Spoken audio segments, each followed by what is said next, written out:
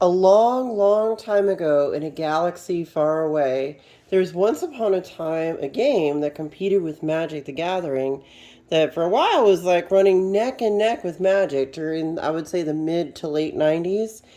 And it's a game called Star Wars, the collectible card game by a company called Decipher.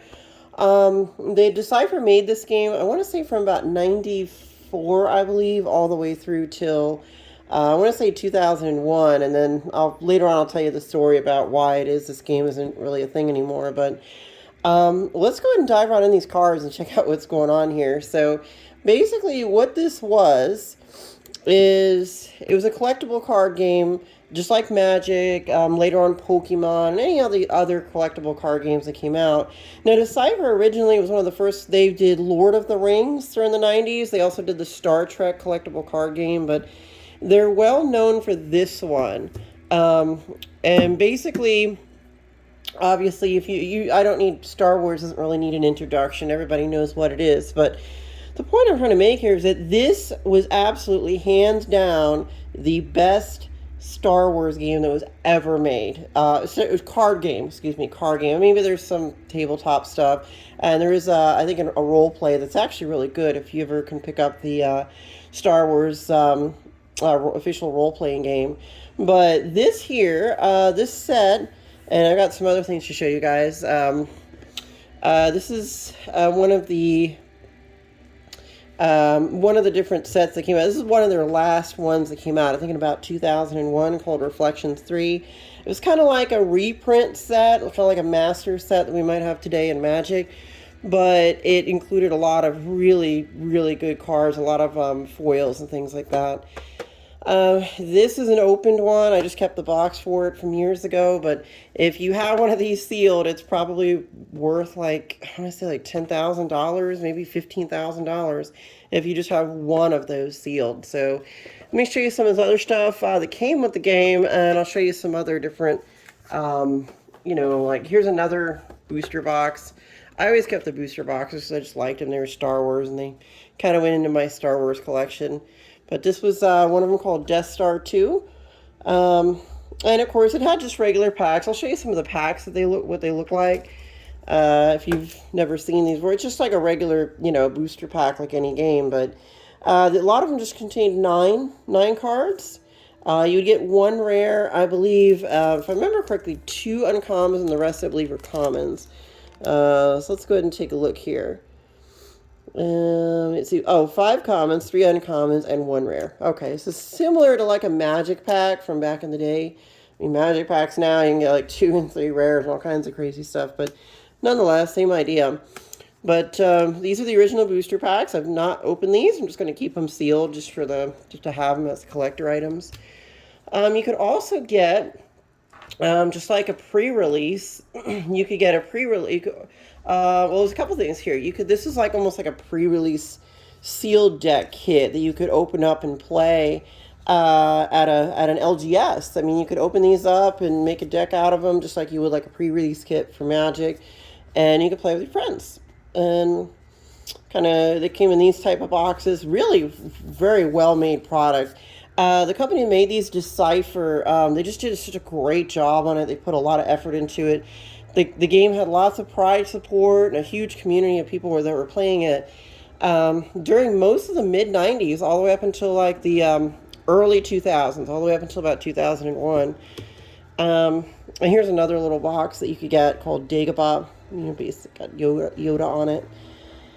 And again, you pop it open, it had booster packs inside, just like any normal, card game. But now, you could also get like a pre-constructed deck, just like Magic. And this was usually, you would buy these. They either came in kits, or you could just buy the deck, I think, by itself, or things like this, where you got an anthology set, and it came with, I'll show you what it came with. Let's see. You would get 2 starter decks, kind of like this one, just like that. And then, of course, you'd get some of the cards there, some of the packs. And then, of course, you would get a Jedi pack, and kind of like a box topper almost. And then, of course, some preview cards, the box itself, and, of course, what was this here? The rules supplement. As the game progressed, the rules a lot of times would be updated. Like certain cards, they wouldn't. Sometimes they ban them, or they would errata cards. Like they would make cards, but then they would make other cards to replace other ones, or say that you when you play this card, you use it only this way, or you wouldn't be able to use like alter or sense in certain ways. So as time went by, the game really did improve, and a lot of things changed about it. Like let me give you an example. Here's some of the inserts that came in the boxes. Like this was probably one of the older ones. But you can see here it shows some of the rules adjustments and things for different gameplay types and different things you could do with effects and sights and ships and characters and things. Even where I read this part here and I thought it was funny. It looks like they like this character Brainiac has a destiny of pi. If you are confused about how to use this destiny number, listen to the words of Brainiac himself. One cannot do less than is required, nor more than is allowed. But a lot of these things had they were like tongue-in-cheek. They were way more or less serious about things, I think, maybe than Wizard gets nowadays in some of these companies, But here you can kind of see a different checklist of all the different cards that came in the set. It showed you their rarity type, like an uncommon 1 and a rare 2 and all these different things. And the cards, they always came in a light and a dark side. So you basically played as either the light side or the dark side, and you would, and your idea was to dwindle down someone's force so that that's how you won the game. Your deck itself was your life, so you didn't really have any dice or counter dice like Magic, but your deck itself was your life.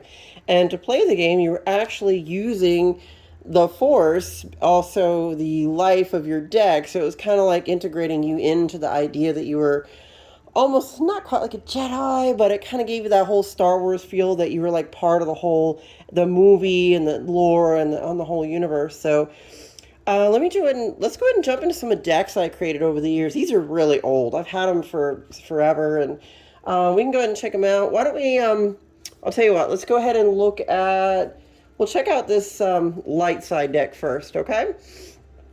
So the light side, obviously, it's pretty obvious, what that's all about. Now, any card that says interrupt is very similar to almost in Magic, like an instant. And there were certain, like if you used it, it could get recycled back into your deck. If you lost it, it had to go into your graveyard or discard pile. And remember, if you lost a card, you lost a little bit of your life total by putting a card in your graveyard. So that's kind of the game played. So you can see how these work. Now, a starting interrupt means that you could play it at the beginning of your turn. So it would just come out automatically as a starting interrupt, kind of like being able to play an enchantment for free. So you just drop it and it does its thing, and it allow you to do things or whatever. Really kind of cool. Now these were called sites, kind of like lands in Magic. And these icons here, this were for force generation. So if I'm playing light side, I would be able to generate 2 force off of this site. But the dark side also could generate 2 force from that site. And then my guys at the site would have certain buffs. So my Jedi would be power 2 here if I played a Jedi card. So as you'll see, there's obviously Jedi in the deck. So we've got Obi-Wan Kenobi, Jedi Knight from episode 1, obviously. But he would be able to get power 2 at that site if I played him. So you would play the creatures at the site. No, guess what? It's Jar Jar Binks. Oh boy. Jar Jar Binks. He wasn't that great of a card. Even as a card, he wasn't that he's a meme, obviously. He's an ancient 2000s, early 2000s meme, but, he was an okay card in the deck, but not that great, believe me. Not that great. Lando Calrissian, of course. This was one of the more powerful Landos, if I remember correctly. We got Mace Windu, Jedi Master, definitely one of my favorite Jedis to have in this deck. Now the lightsabers, you could basically put this lightsaber on a character, and you could swing what's called a weapon destiny. And make a long story short, when you use the weapon, you would try to hit an opponent's character out of sight. So like the dark side had characters at the same side, and light side had characters, and you put the weapons on the Jedis and the Sith Lords, and they would do battle and stuff, and you could try to win something. Now, 7 battle destiny. So when you flip over to get a battle destiny, you always wanted a high one because that would help you win in different matches and duels and things. So you got just different cards. Here's another site. I think this is the reactor core at the Theed Palace or something. Yeah, the generator core. See, I believe this would be it's a Japanese card. Gosh, I want to say it looks like almost like Lars and Aunt Beru's little. I don't know. Geez, I have no idea what this is because in Japanese. I'm sure I knew when I put the card in there, but it's been so long, guys. I haven't played this game in forever. I mean, like greater than like 15 years. We got Yoda in here, Master of the Force. You can see now these little icons here in the corner. These meant you could the character itself generated a force for you, and you could also. There's a part of the game where you drain force, like at your site. If there wasn't a contested character on the other side, on the dark side, you could actually drain other people's force by having characters or sites with force icons on them. This is one of the most valuable cards in the game. Luke Skywalker, Jedi Knight. He is one of the most powerful Jedi you can possibly get in the game. He's the kind of card you want to have to fight like Darth Vader or Darth Maul or something. He's super, super powerful. And of course, Qui-Gon. If you have Qui-Gon, you can go ahead and attach his lightsaber to him. There's Jar Jar's Electro Pole. So obviously, if there's a Jar Jar in there, you put his Electro Pole in there. Here's another site. Tatooine Hut Trade Route. We got another site here. Looks like Jabba's Palace. So anything that was in the movie was part of the game. So that was kind of the cool part of it, is that you almost felt like you were playing the movie out. And there's the cantina, obviously. A lot of these things, what can I say here?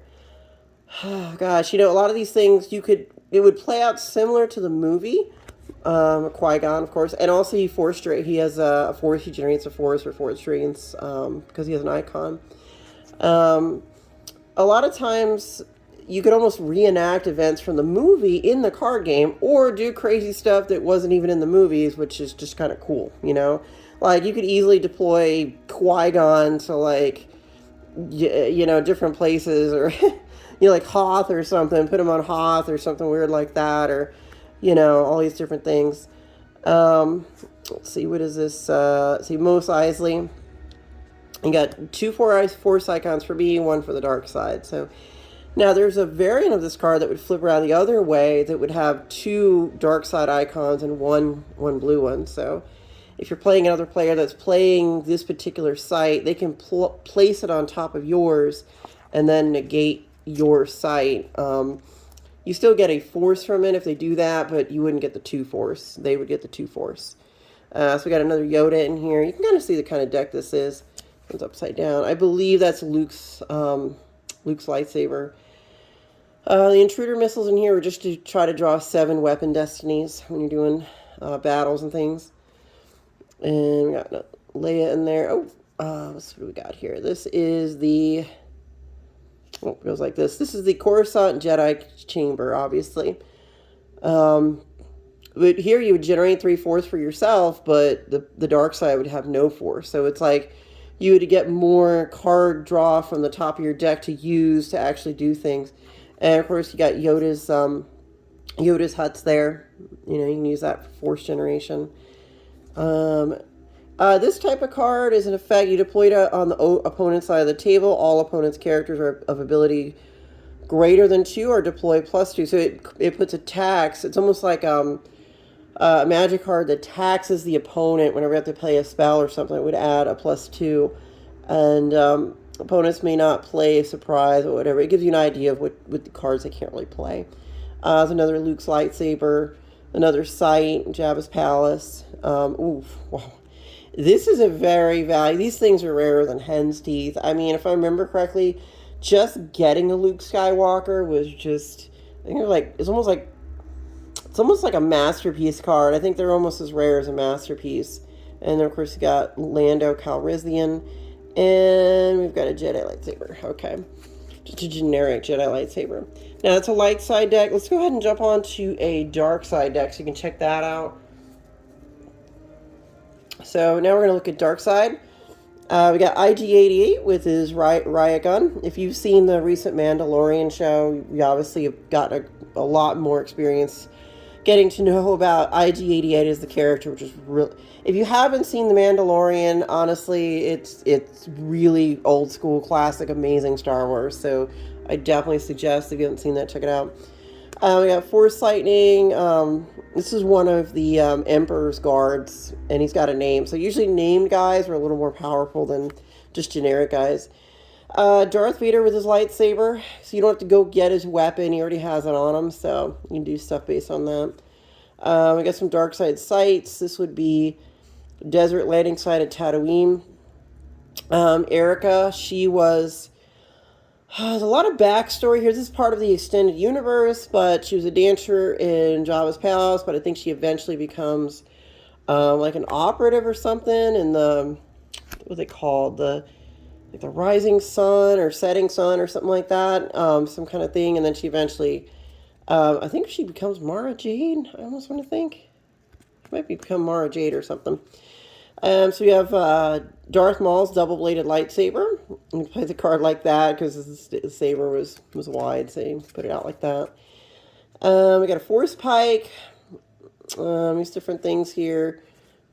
Mara Jade. Here we go. The Emperor's Hand. Now, what's really cool about these Star Wars cards is they included stuff from a lot of the novels in the extended universe that Disney denied that it exists, but guys, it kind of exists. I mean, there are a lot of products and things that were made for that, so there she is. I mean, this is a very valuable card in itself just because it's for a thing that there wasn't a lot of product and kind of promotion of extended universe stuff, but, you know, here it is as a magic card, or, I'm sorry, a Star Wars Decipher card that you could actually play in the game, so it was really super cool. We got Dengar with his blaster carbine. Again, these are different weapons, or this is a, what was an interrupt. Let's see, we got Vader's lightsaber, so you have to deploy that on, you put that on Vader. Boba Fett, there he is, original Boba Fett. Another named Emperor Guard guy, Lord Vader himself, Darth Vader. Sight, I do believe this is the Palace Generator. Got another Vader in there. Let's see what else we got. Let's see what character. Ooh, the Death Star. So here's a site where obviously you generated 3 Force for yourself. And the other side got nothing. But it's a Death Star. So it's the official original Death Star. So cool. Jodo Cast. He was another bounty hunter wearing Mandalorian armor. So you can kind of see. It gives you a little information about the character.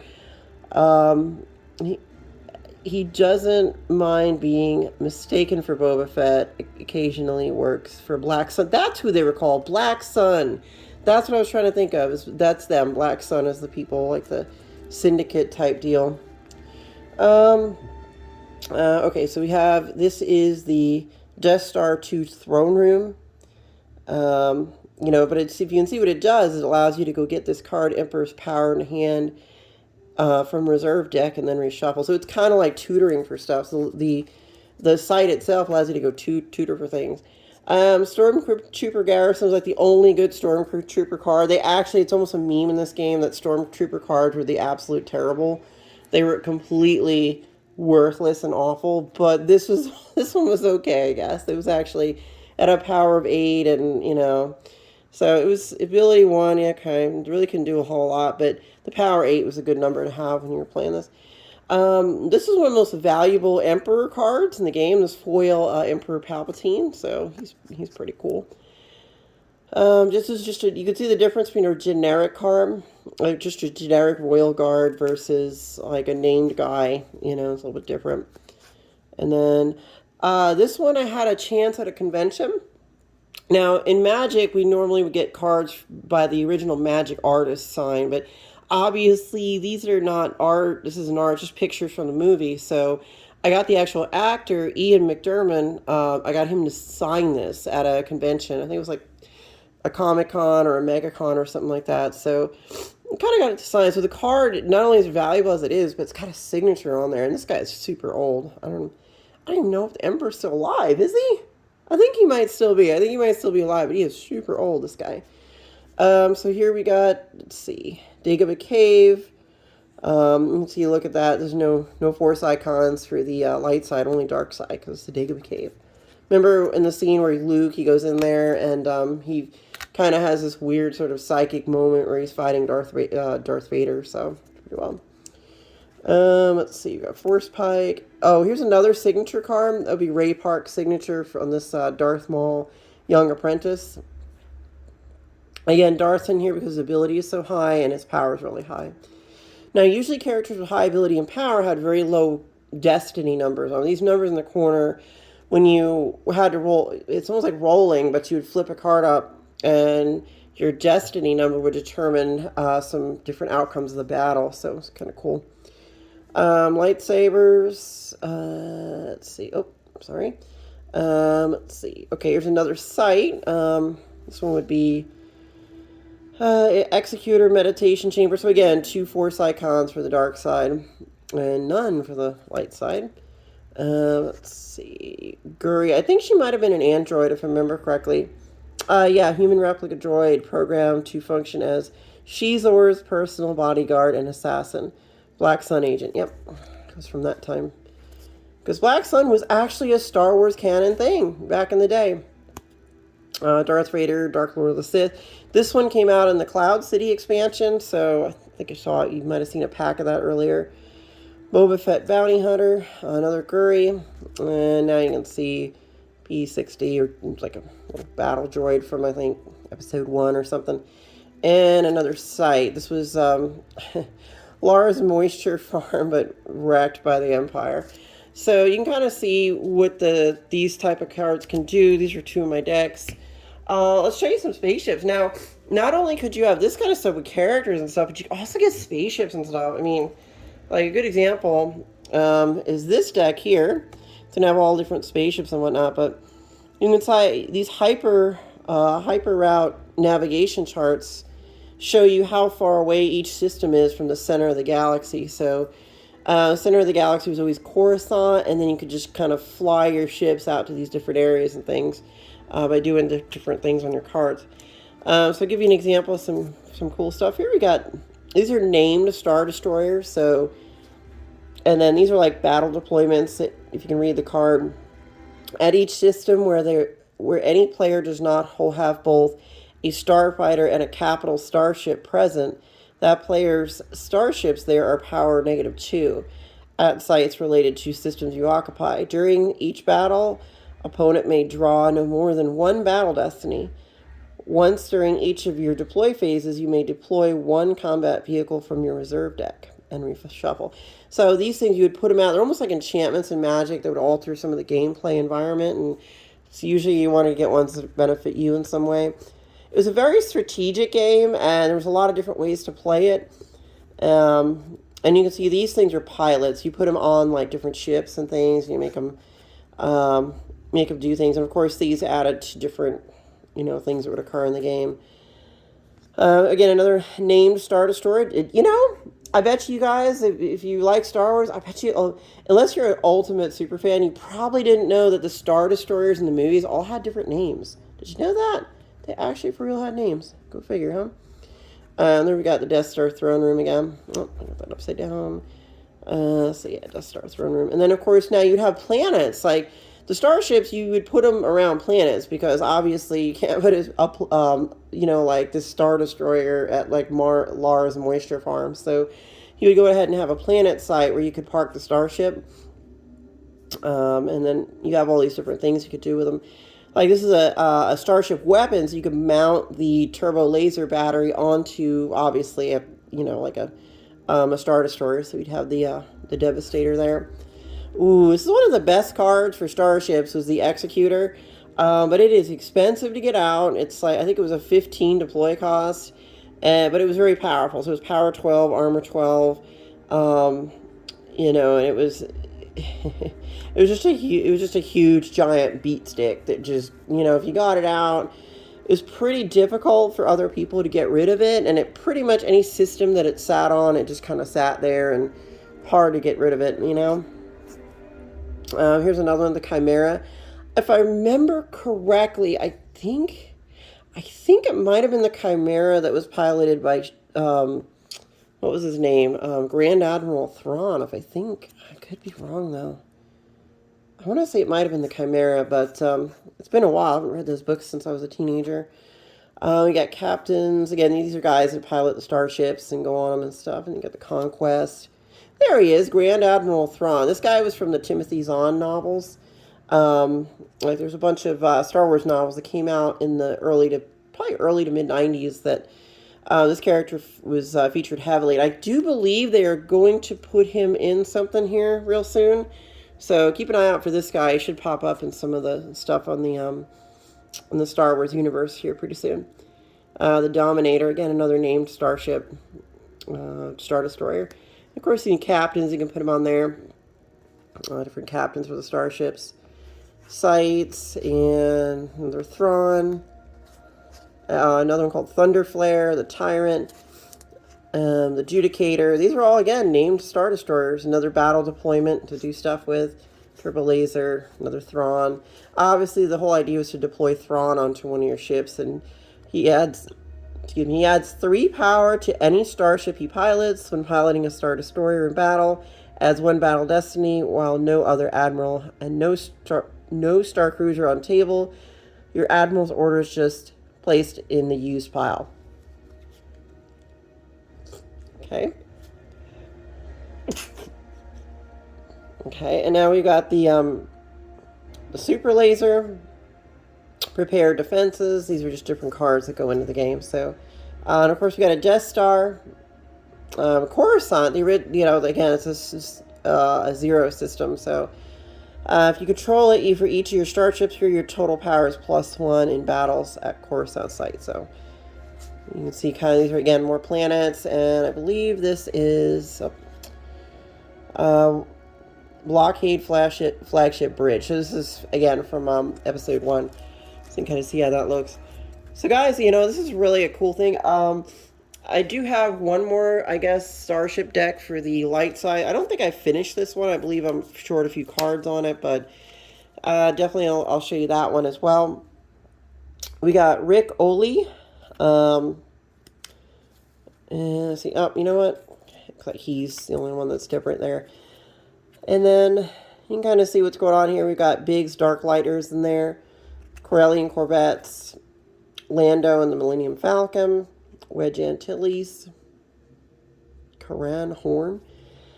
And here's another one of these type of cards, kind of like the ones on the dark side, very similar to those ones that put effects into play that kind of determine what happened with your ships and things. And that guy again, he's a pilot, hand chewing the Falcon. Another planet side, Dagobah. There's Dagobah's cave. The idea of deploying the cave is you're generating 2 force for you, but 0 for the dark side. Colo Clawfish, OPC Killer, heading for the medical frigate. So yeah, you can kind of see how there's the Kessel site.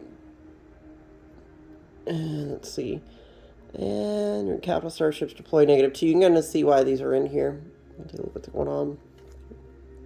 There's General Corvette.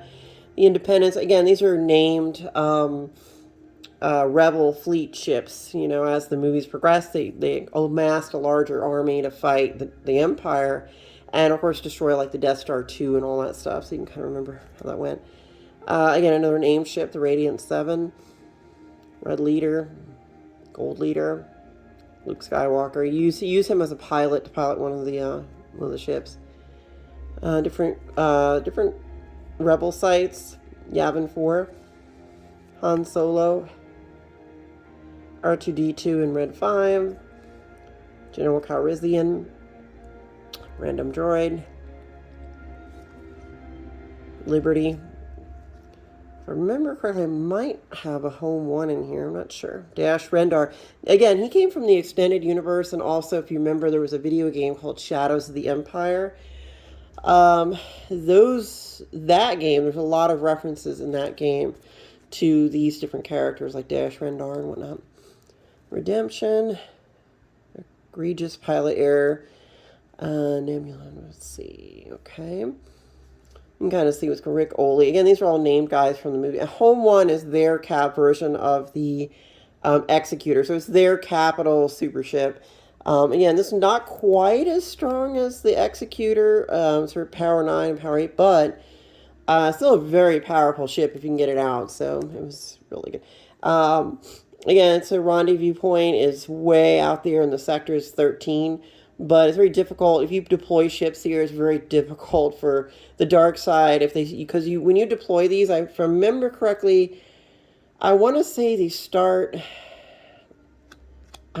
have to start at almost 0, if I remember correctly, and then they have to keep moving through the galaxy until they get to you, or something of that nature. It's been a while since I've played it, but I know you can only move them a certain amount based on what was on the card. And those are basically all the spaceships for the light side. So guys, I mean, this is basically what it is. I'm going to do a second video just running through some of the binders of the old cards and things.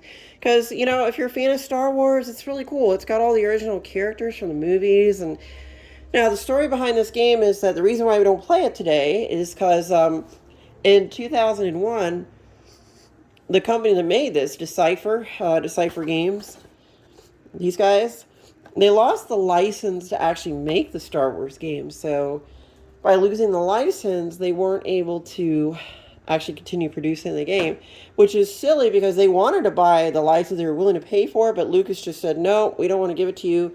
We want to give it to the people that are making Pokemon and Magic. Remember, this is a competitor to Magic, and Magic was doing good, and Pokemon was starting to do good. And at the early 2000s, Wizards of the Coast had both of the licenses for those. And then when Wizards got the license, the rules and all the cards in this game, they threw it all out and created a new game called Young Jedi, and it was a total flop. It just died. My personal belief is that because, you know, my idea here is that they made a crappy Star Wars game because they didn't want to compete with their other properties, Magic and Pokemon at the time. So that's my guess, is that that's what caused that to happen. So guys, anyway, I appreciate watching my videos. Certainly, you know, like and subscribe. I hope you enjoy content like this. And, you know, I'll be making a lot more different videos. I got some decks I'm brewing right now, and hopefully I should be able to get them posted really soon. But it was great making these videos for you guys, and I will see you soon. Bye.